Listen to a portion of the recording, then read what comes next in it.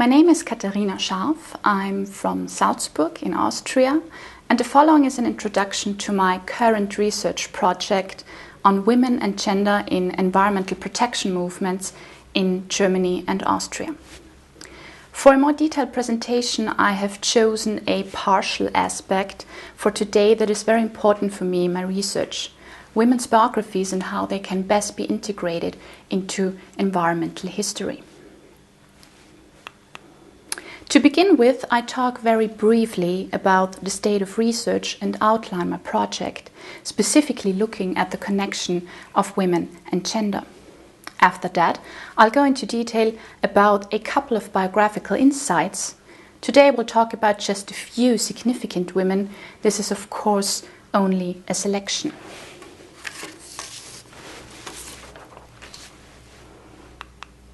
Let's start with the question of how women are relevant as a subject of study for the environmental movements, and also the question of how the term gender comes into play. Without a doubt, there is a significant deficit in European, but specifically in German-speaking scholarship on the role of women in environmental history. This is in contrast to the American research landscape, where there is already some substantial work in environmental history, both on women's biographies and on the aspect of gender. To date, there has been no comprehensive work on the role of women in the history of environmental movements in the European or German context. It is precisely this research gap that I'm interested in.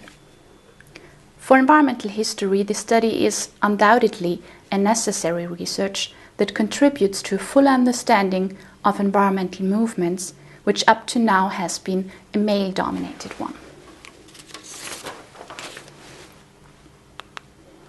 Thus, I agree with Nancy Unger in her argumentation when she states, and I quote, "Because men have traditionally received great attention from environmental historians, we have to focus primarily on women, but the uniqueness and importance of women's roles cannot be fully appreciated unless placed in an appropriately gendered context." This allows for a combination of focusing on women while simultaneously considering the concept of gender. Or, as the historian Gisela Bock pointed out, women's history is gender history par excellence. In particular, the serious absence of women in German environmental history needs to be addressed, but in an appropriately gendered context. It is not only about a few female greats, but about women with different social, economic, and cultural backgrounds. There is, of course, no universal experience of the environmentalists, but looking at this diverse group can show how interactions of women with the environment consistently played a role across historical periods and across classifications of age, sexuality, maternal status, ethnicity, economic class, and gender. In this regard, the approach of intersectionality is crucial, specifically to explore and dismantle the gender divide in environmental history.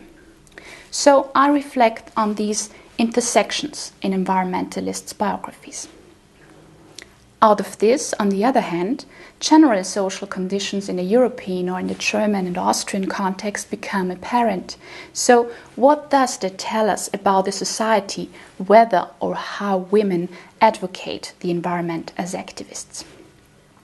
Of course, women are not a clear and uniform group, but it is about the self-definition as a woman. In this context, the possibilities naturally differ in historical resources, but per se, inter or transgenders are equally considered who see themselves as women. A too narrow limitation is softened by the consideration of gender, since the term is relational between all forms of genders. In summary, I posed the question of how issues of gender relate to the environmental protection movement, and I argue that they play a central role on a threefold level.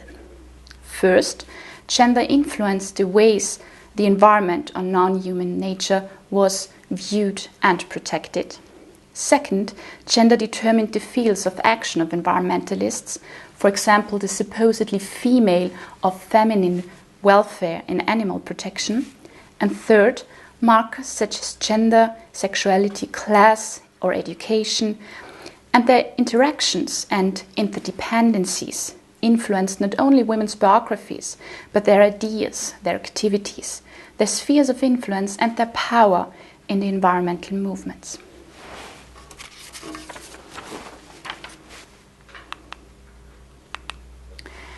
For a more comprehensive history of the environmental movements in Europe, it is therefore indispensable, first of all, to foreground the significance of still unmentioned women, and at the same time to ask about the significance of diverse variables such as gender, class, age, and education in their lives and achievements.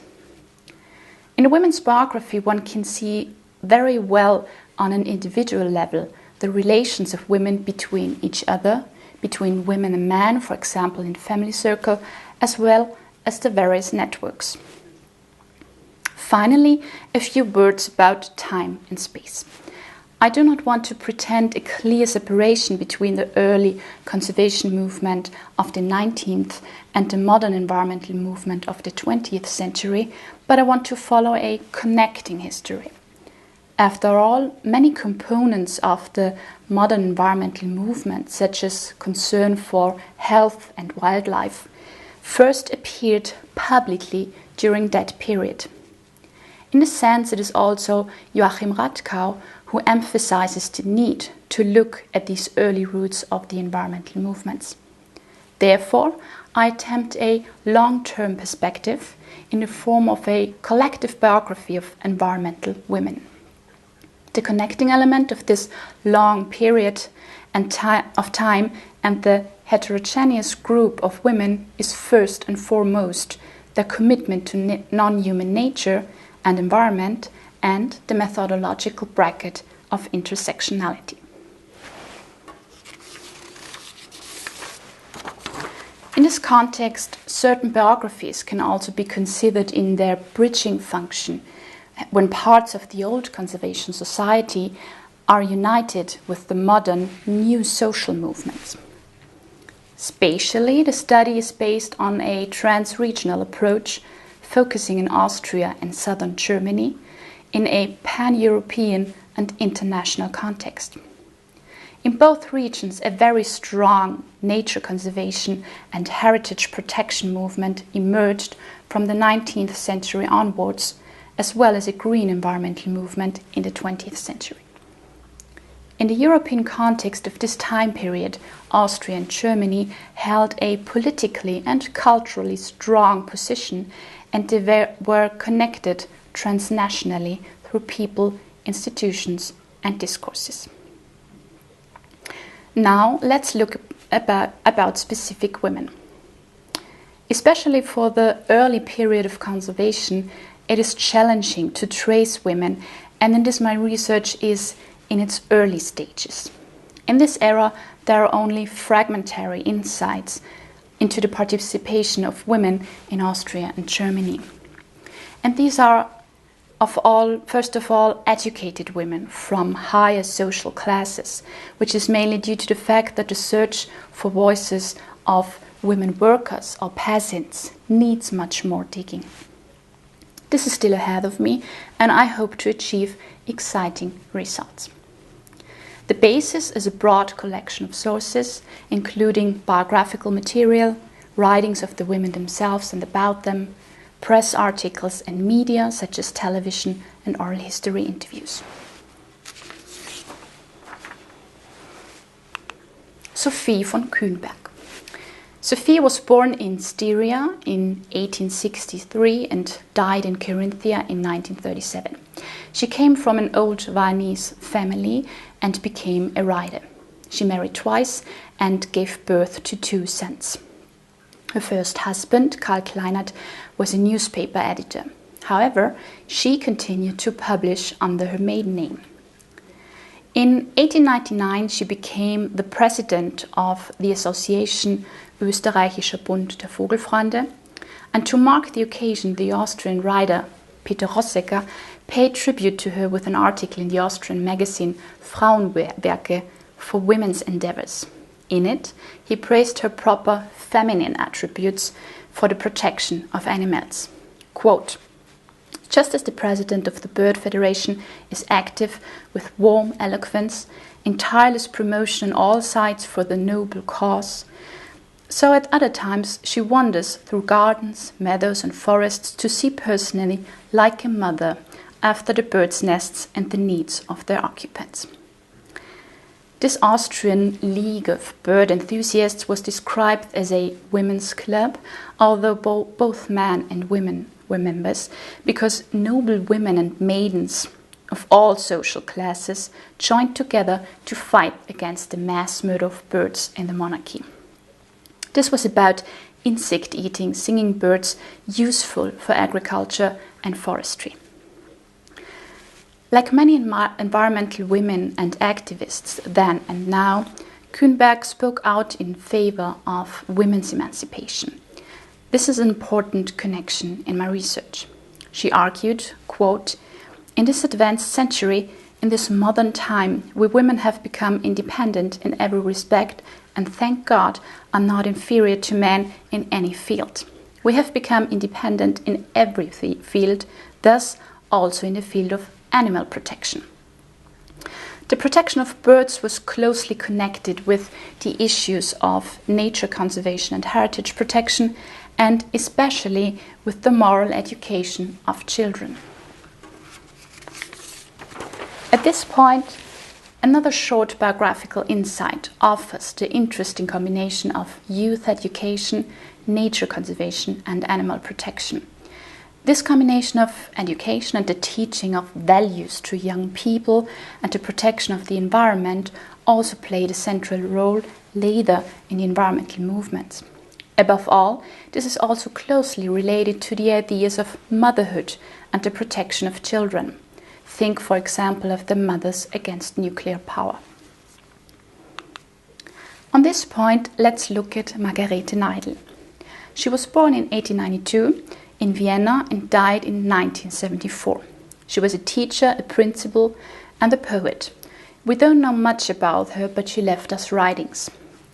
In the magazine for the Austrian Housewife, she wrote in 1936 about nature and animal protection as foundation for the education of adolescents.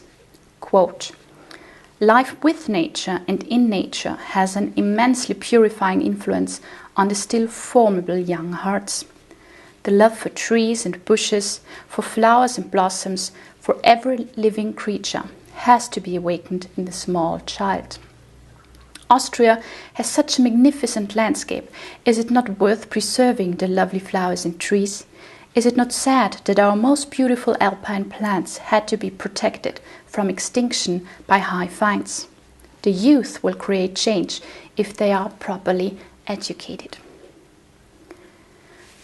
A central figure on whom there is already research, especially by the historian Anna-Katharina Wöpse, is Lina Hähnle. Of course, she needs to be included in my list of environmental women. Carolina Hähnle was born in Sulz am Neckar in 1851 as the daughter of a saline official. She came from a middle-class family and married at the age of 20 her cousin Hans Hähnle, owner of a felt factory and member of the Reichstag, with whom she raised 6 children. Financially, the family was wealthy. Lina Hähnle took the Austrian Federation for Bird Enthusiasts, mentioned by Kuhnberg, as a model for founding her own similarly organized organization. The Austrian director, Rudolf Bergner, persuaded her to do so. Here we already see intersex relationships and networks. In 1899, she founded the Bund für Vogelschutz, or the Federation for the Protection of Birds, today's Naturschutzbund Deutschland, and immediately took over its presidency. This earned her the name Mother of Birds. She wanted to extend bird protection to as broad a social basis as possible.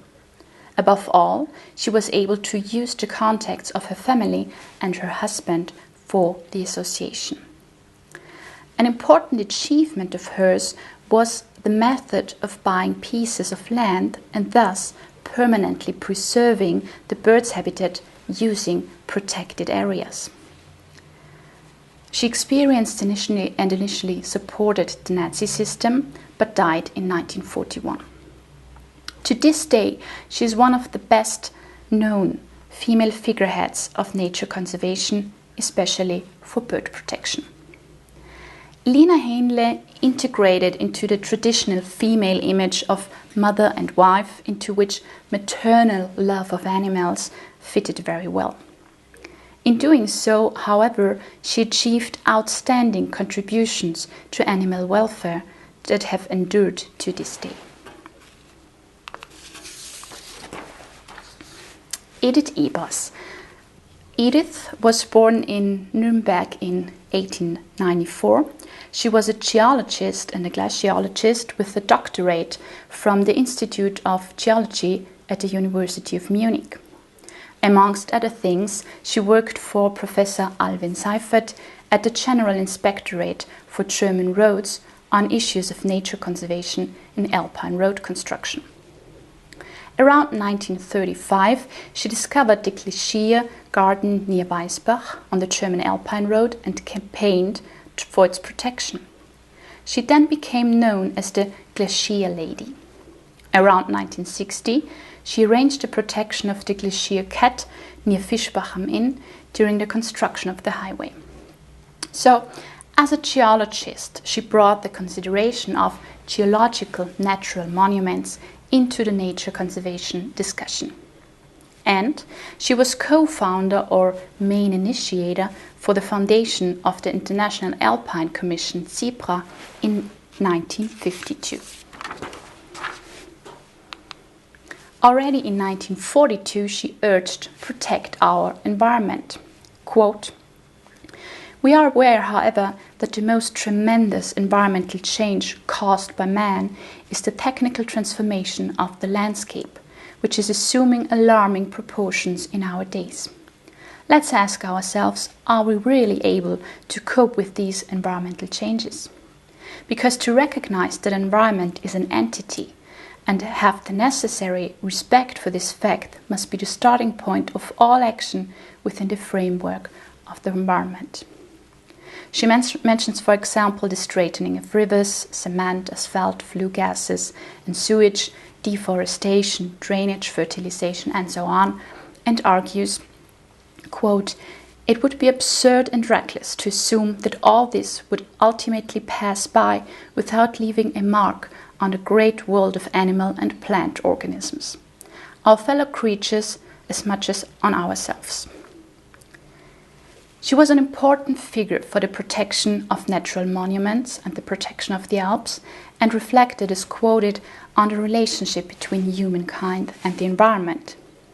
But Ebers is a good example for women who, despite their achievements, are merely mentioned as a marginal note from time to time. And then I chose an well-known but also underrepresented woman, an outstanding woman for the environmental movement of the second half of the 20th century, a politician. Freda Meissner-Blau was born in Dresden in 1927 into a wealthy upper-middle-class family, the youngest of 4 children. Her father, Ferdinand Meissner, came from an old Austrian military family, was a national economist and a journalist, and her mother, Mimi Stiepel, came from a wealthy industrialist family. Freda spent the first years of her life in her mother's hometown, Reichenberg in northern Bohemia, but throughout her life she traveled all over the world, including England, France, Africa, and various Austrian cities. She studied medicine in Frankfurt, married 3 times, and became the mother of 3 children. Freda worked for UNESCO as a translator for French nuclear power plant bids and as a journalist. And in doing so, she became aware of the risks of nuclear energy. Furthermore, she worked for the Austrian oil and gas company as a consultant.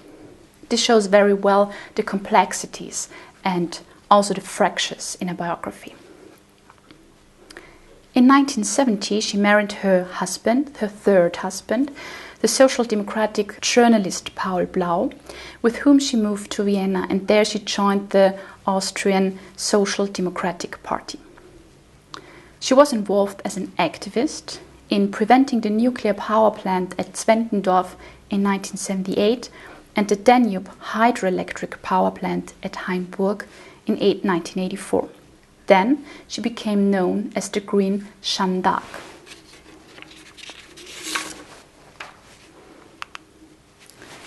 In the elections in 1986, Freda Meissner-Blau ran for president of Austria, but as we know, Kurt Waldheim won. Freda's voters were predominantly female, young, and had formerly high degrees of education.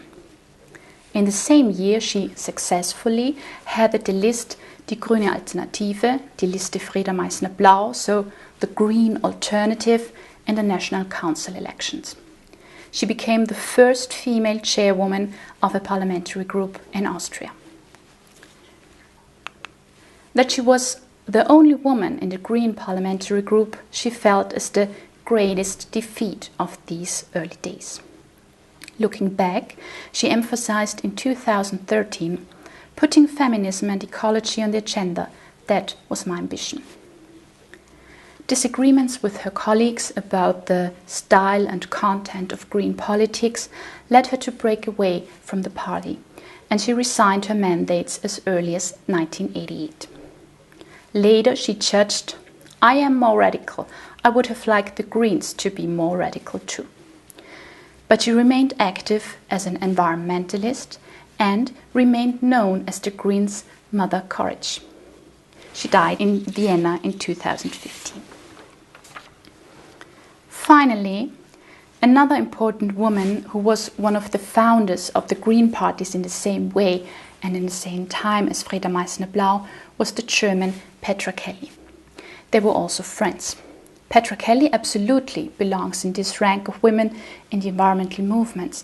Due to lack of time and because I wanted to show women over the years, I will not introduce her further here, but she should definitely be mentioned.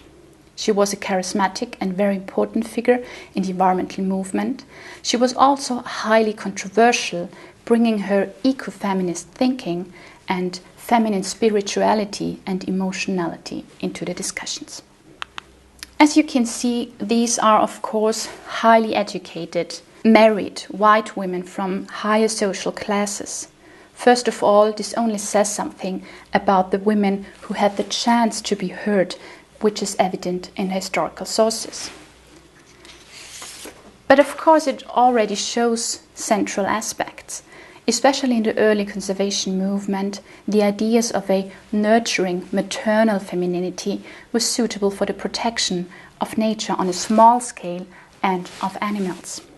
And women's special affinity with nature was interpreted primarily in an educational sense. The scientist Edith Ebers still concentrated on the local protection of natural monuments, but already formed the bridge to the idea of the environment as an ecological system. For Meissner-Blau and Kelly, the womanhood and the connection between the environmental and the women's movement played a central role, even though they dealt differently with the interpretation of femininity. They used the relationships among women to make the environmental movement strong.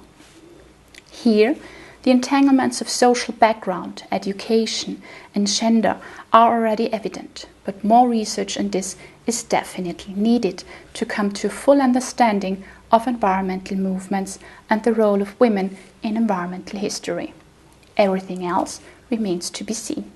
Thank you very much for listening, and I'm glad that you joined this presentation, and I'm happy to hear your critiques and your point of view on the subject.